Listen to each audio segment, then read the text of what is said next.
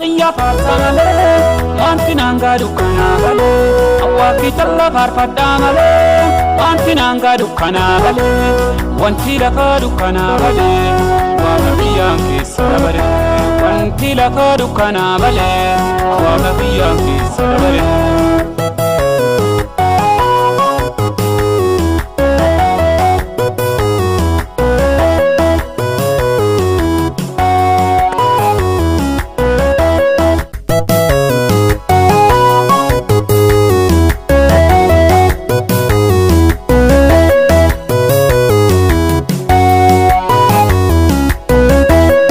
WAAQA ya parsanale, wantinanga dukanagale, awaki talla parpadamale, wantinanga dukanagale, wantila ka dukanagale, wamabiyan kisabare, wantila ka dukanagale, wamabiyan kisabare.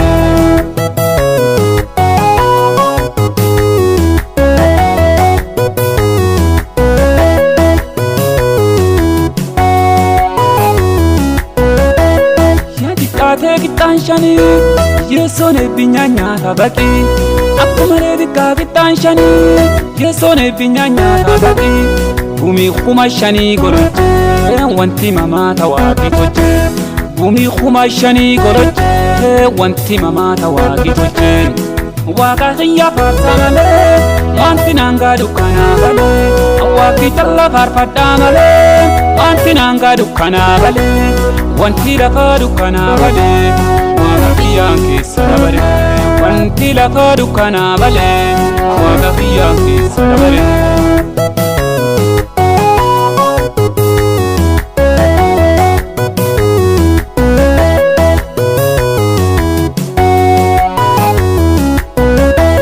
WAAQA jiraachuun kaayyoo guddoo yesoon si eegaa taa'ee kurfoo WAAQA jiraachuun kaayyoo guddoo yesoon si eegaa taa'ee kurfoo waan diqqoo eebbiseen sooraa yesoon nu qalame afuudha waan diqqoo eebbiseen sooraa yesoon nu qalame afuudha.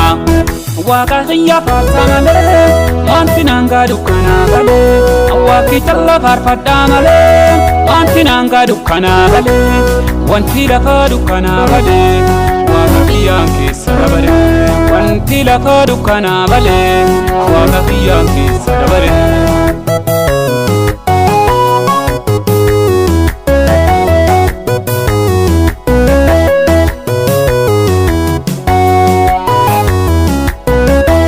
Yesoon karaa dhugaa jireenya isaa qofaan gara baademna Yesoon karaa dhugaa jireenya isaa qofaan gara baademna teessoo waaqi nu qopheesse bal'oo Yesuusi qofaa tamannu teessoo waaqi nu qopheesse bal'oo Yesuusi qofaa tamannu.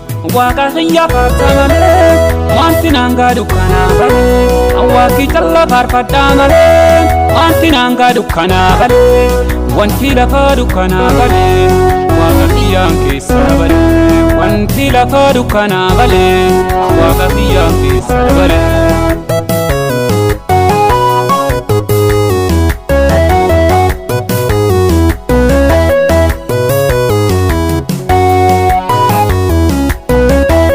Bonke unso sobezi osa gava momentu tezi bocha bonke unso sobezi osa gava momentu tezi bocha poni sarmudi dame hota Yesusi jallale hota poni sarmudi dame hota Yesusi jallale hota.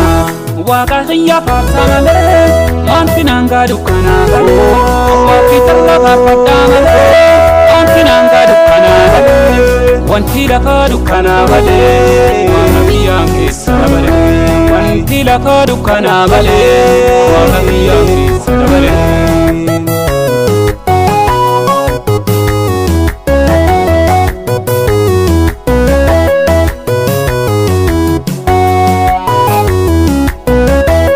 WAAQA ya tasinagae yantana bi parsalalabe Yeso ya tasinagae Incha kasuwa tu shetana abdinti Yesusi kofa Incha kasuwa tu lula abdiin kiyyu Yesuus qofa.